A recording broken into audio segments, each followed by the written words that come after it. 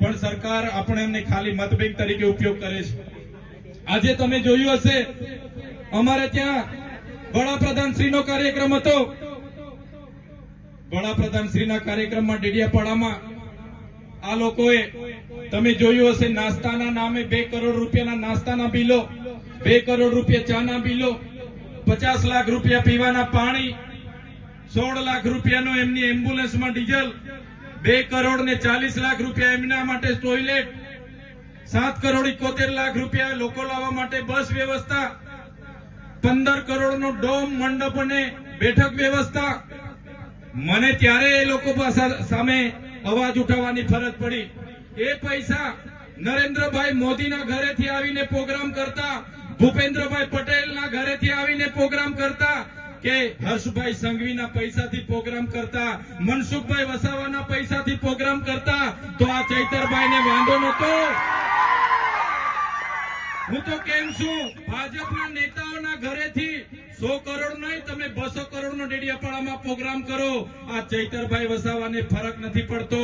પણ તમે આદિવાસી બાળકોના પૈસા, તમે આદિવાસી બાળકોના ફૂડ બિલના પૈસાના તમે દિવાળી કરો, આદિવાસી વિદ્યાર્થીઓના કુપોષણ માટેની આવેલી ગ્રાન્ટની તમે તાયફાઓ કરો, તમે ત્યાંના આદિવાસીઓના આવાસ માટે આવેલી ગ્રાન્ટનો ઉપયોગ કરીને દિવાળીઓ કરો, ત્યારે આ ચૈતર વસાવા સાખી નથી લેવાના।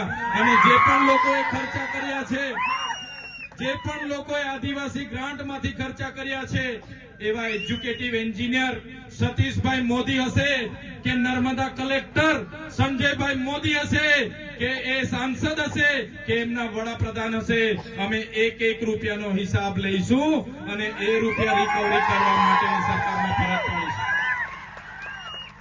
ત્યારે આદિવાસી ગ્રાન્ટનો ઉપયોગ એમના વિકાસ પર્વમાં, વિકાસ મહોત્સવમાં, એમના અમૃત મહોત્સવમાં, એમના માર્ચ યુનિટીમાં, એમની ગૌરવ યાત્રામાં કરોડો ને કરોડો રૂપિયા ખર્ચવામાં આવે છે। આજે આદિવાસી વિસ્તારોમાં આંગણવાડીઓ નથી, શાળાઓમાં ઓરડા નથી, બાળકો ઝાડ નીચે ભણે છે। આદિવાસી વિસ્તારોમાં કુપોષણથી બાળકો પીડાય છે, એમને બહાર લાવવા માટે એમના પાસે ગ્રાન્ટ નથી। આદિવાસી વિસ્તારોમાં જે ફૂડ બિલ આશ્રમ શાળાના વિદ્યાર્થીઓ માટે મૂકવામાં આવે છે, ફૂડ બિલ આંગણવાડીના વિદ્યાર્થીઓ માટે મૂકવામાં આવે છે, એમના માટે સરકાર 4-4, 5-5 મહિના સુધી એ બિલ મંજૂર નથી કરતી, એમના માટે એમની પાસે ગ્રાન્ટ નથી। અને એમના મોદી સાહેબના કાર્યક્રમો કરવા માટે, એમના મંત્રીઓના કાર્યક્રમો કરવા માટે, એમના સીએમના કાર્યક્રમો કરવા માટે આદિવાસી બજેટનો ઉપયોગ કરવામાં આવે છે। ત્યારે આદિવાસી બજેટ અમે 1 પણ રૂપિયો કોઈને વાપરવા દેવાના નથી। સાથીઓ, આપણે જાગવું પડશે।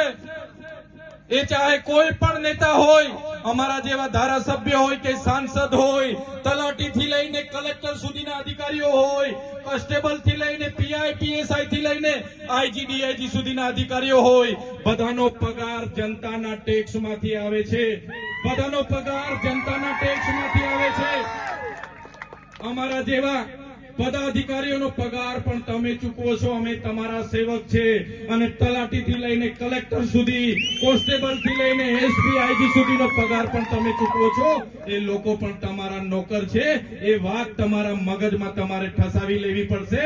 જે દિવસે તમે માલિક બનીને એમના પર કામ લેવા જશો, તે દિવસે એ લોકોની છઠ્ઠીનું દૂધ પણ યાદ આવી જવાનું છે।